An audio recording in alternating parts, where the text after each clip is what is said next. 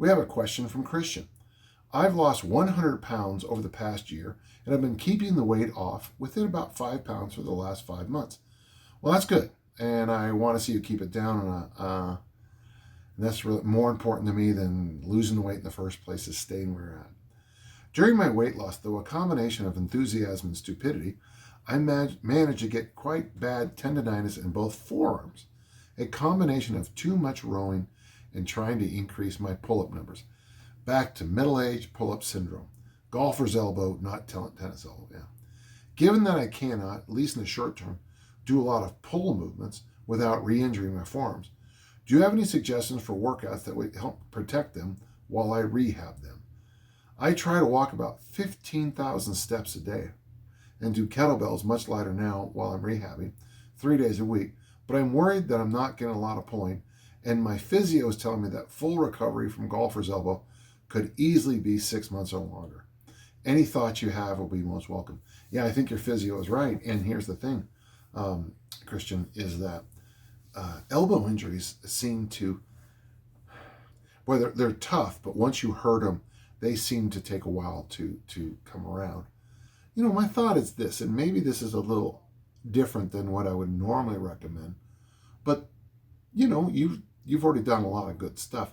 I'm going to tell you to do 2 things. First, let's not worry about pull-ups and pulls.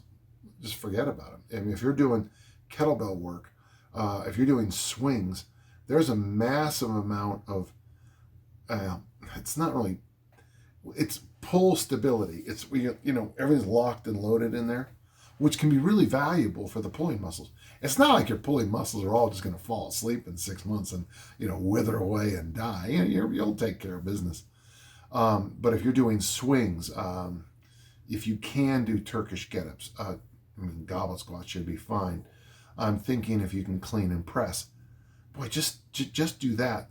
And remember, when you clean and press, and before I move on to my next point, clean, every time you bring the weight down, pull it down with some tension and pride, okay?